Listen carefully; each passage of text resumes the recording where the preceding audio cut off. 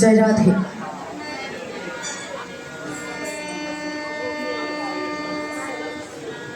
জয় জয় রাম সীতা প্রীতি প্রেমানন্দে বদন ভরে হরি হরি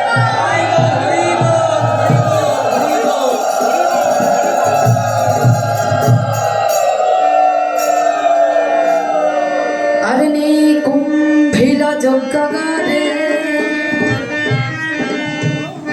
ইন্দ্রজিৎ প্রাণে মরে এ কথা জানিল দেবগণে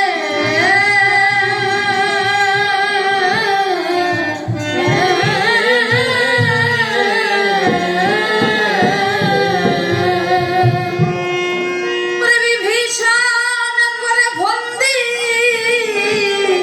দেখাইল পথের সন্ধি ওই ইন্দ্রজিৎকে মারিতে লক্ষণে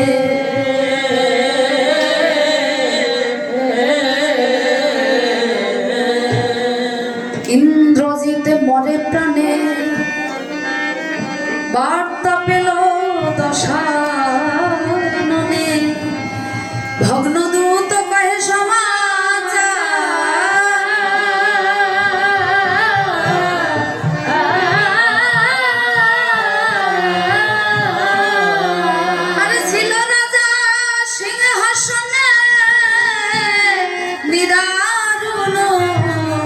বার্তা শুনে ওরে মূর্ছা হয়ে পারে লঙ্কেশ্বর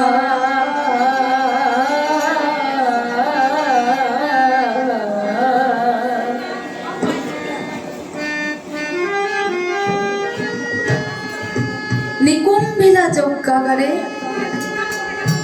ইন্দ্রজিৎ যজ্ঞের কাজে রত ছিলেন। এমন সময় রাবণের ভাই বিভীষণ লক্ষণকে সঙ্গে নিয়ে তস্করের ন্যায় ওই নিকুম্ভিলা যজ্ঞাগারে প্রবেশ করে নিরস্ত্র ইন্দ্রজিৎকে অন্যায়ভাবে হত্যা করে।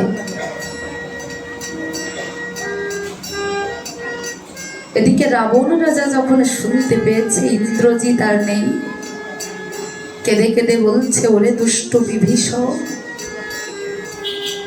তোর আমার প্রতি এতটাই ক্রোধ ছিল যে শেষে কিনা তুই আমার পুত্রকে হত্যা করে আমার এই বক্ষে পুত্র শোকের আগুন জ্বেলে দিলি।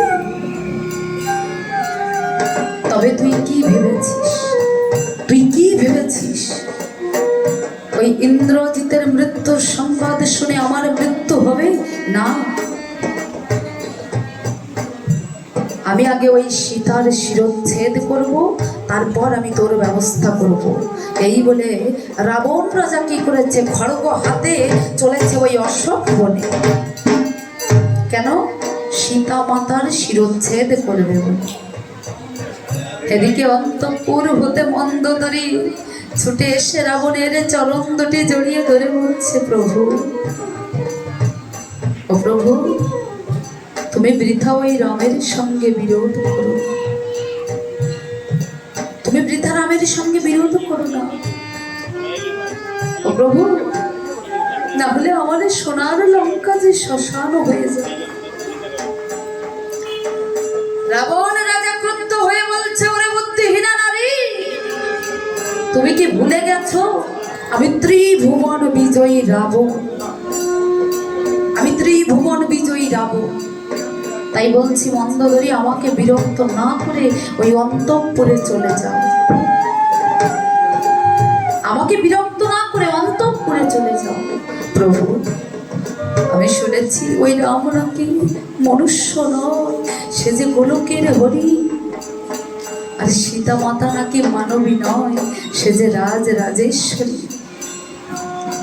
তাই বলছি প্রভু, তুমি বৃথা ওই রামের সঙ্গে বিরোধ করো। মন্দোদরী, ওই রাম যে গোলকের হরি, আর সীতা মাতা যে রাজরাজেশ্বরী, সে যে আমার চেয়ে ভালো আর কেউ জানে না। ও প্রভু, তো তুমি যখন সবই জানো, তাহলে কেন বৃথা রামের সঙ্গে বিরোধ করেছ? মন্দোদরী, মন্দোদরী, ওই দুর্বাসা মুনির অভিশাপে আমরা এই মর্তলোকের রাক্ষস হয়ে জন্ম নিয়েছি। প্রভু আমাদের বলেছিল যদি শত্রু ভাবাপন্ন আচরণ করি তাহলে নাকি 3 জন্মে প্রভুর চরণ। তাই আমার এই লঙ্কার পাপী তাপীদের উদ্ধারের লাগি আমি এই মহান ব্রতে ব্রতী হয়েছি। তবুও মন্দোদরী রাবণের পা দুটি জড়িয়ে ধরে বলছে, দয়াময় তুমি বৃথা বৃথা ওই রামের সঙ্গে বিরোধ করো না, না হলে আমার এই সোনার লঙ্কা যে শ্মশান হয়ে যাবে। কিন্তু রাবণ রাজা কিছুতেই মন্দোদরীর কোনো কথা শুনছে না। বলছে, ওরে বুদ্ধিহীনা নারী, আমি ত্রিভুবন বিজয়ী রাবণ, আমি আজ ওই রাম আর লক্ষণকে হত্যা করে বুঝিয়ে দেব এই রাবণ কত বড় শক্তি। তাই রাবণ রাজা সারথীকে ডাক দিয়ে